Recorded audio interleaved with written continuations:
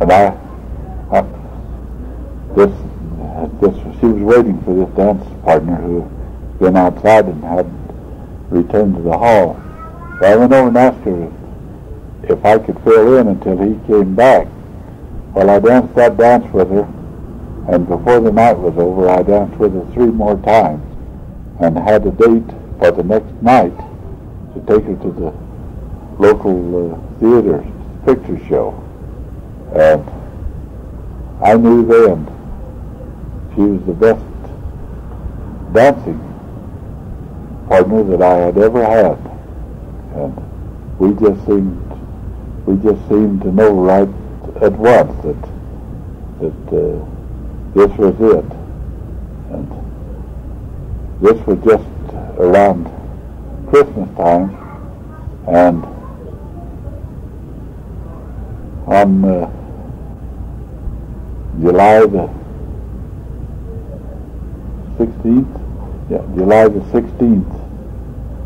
we were married. And that's how I met my wife. We just, I spent so much time with her in the time that we met, that one of my students over at school one time told me that wanted to know when we were going to get married, and I told him it was none of his business. And he said, well, it is part of my business. He says, you haven't had any sleep for so long that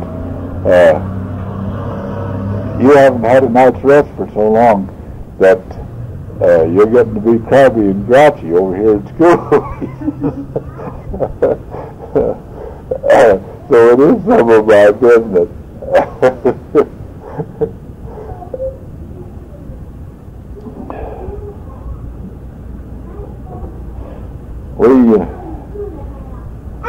My wife was going at the time was going to the Episcopal Church, and I was LDS, so I wasn't too active. We just had a very small branch here in the town of Winslow, and very small ward, and so I wasn't too active. We got married, and we were married in the Episcopal Church by Bishop Mitchell, who was the head bishop of the state of Arizona. And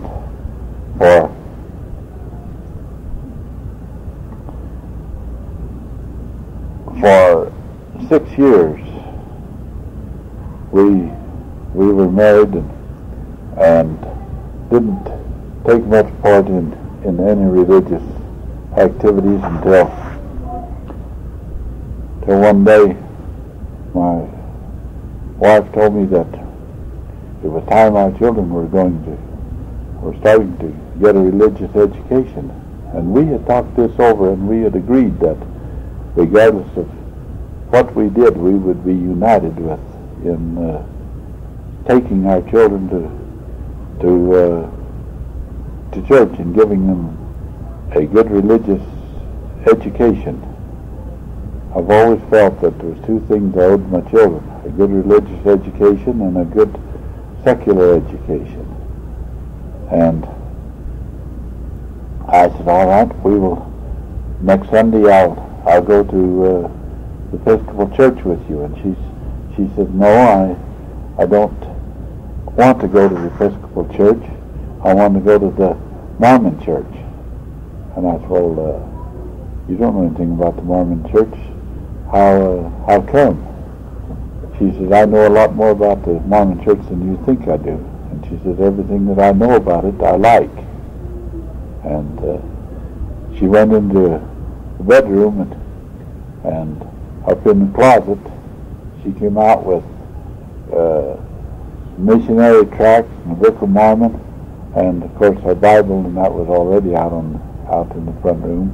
And she told me that she had read the Book of Mormon and had read these missionary tracts, and she wanted to go to the Mormon Church and wanted to know more about it. So I said, all right, we'll do just that. And I said, you need a formal introduction to the Mormon Church. I said, I'll get,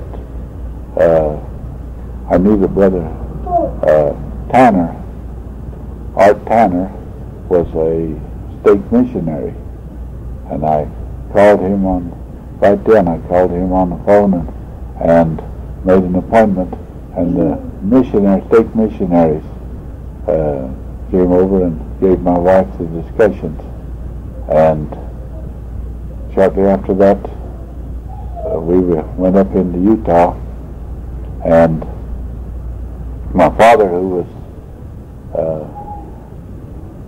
too old at that time and not of good enough health to baptize her, we went up there to have him baptize her, but he couldn't do it, so Bishop Walter Eakins baptized her, and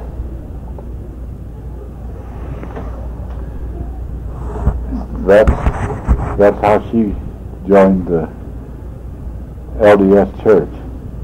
And I was very fortunate in this because she was better Mormon than I was, and whatever I have done in the church has been because of she's been behind me on everything that I wanted to do, and encouraging me and helping me along all the way through.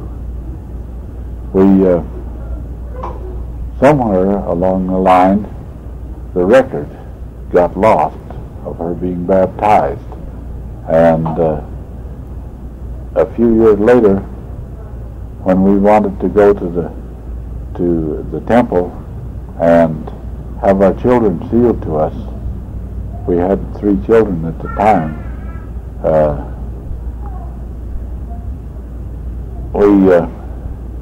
We had Carol Ann, Clifford James, and Margaret Emma, and we wanted our children sealed to us, and we couldn't find the record of her ever having been baptized. And so to clear the record, we baptized her again, and that's the baptism that is on the record. We went to the temple and had our children sealed to us, and since that day we have been quite active in various activities in the church. We have held, I've been Sunday school superintendent, scoutmaster for 7 years, in the YMMIA presidency,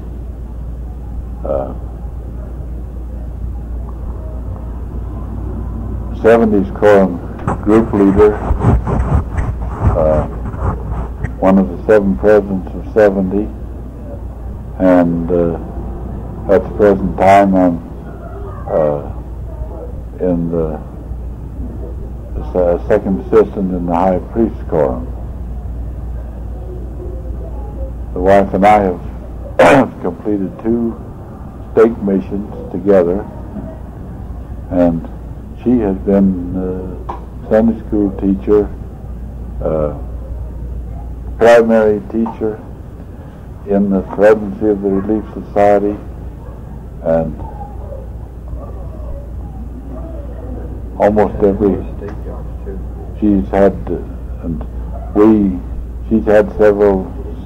numerous stake jobs, and for 2 years she and I were head of the stake men and gleaners, and this was at the time when my son Clifford was of MN age.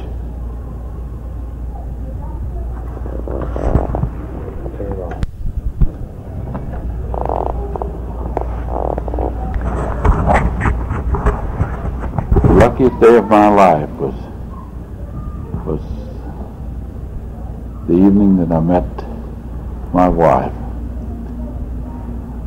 All through these years, she has stuck by me and been with me as a real partner. She loves outdoor activity, and nothing pleases her more than to be camped out in the woods somewhere, and where there's some fishing or hunting around, and as a result, all of our children have grown up knowing the outdoors, knowing the woods, and being involved in sports activities and just good outdoorsmen. And she's really been a wonderful mother to her children. There's nothing that her children needed, but what she has seen to it that they had it. And very, very generous to a fault with her children, but yet at the same time, very loving mother, and just strict enough that even if I have to say it myself, I have 4 wonderful children. Carol Ann, who has been through, who has her master's degree and has taught school, and is now married and living in Montana, and has 6 children that are living. She lost one in an accident. And Clifford James, my oldest son, who is at the present time teaching at the medical college at the University of Nevada, Reno, has his doctorate degree, and Margaret, who has her master's degree and taught school for a few years and is living now in Troy, Michigan, and has 4 wonderful children, 4 wonderful grandchildren for me. And then my son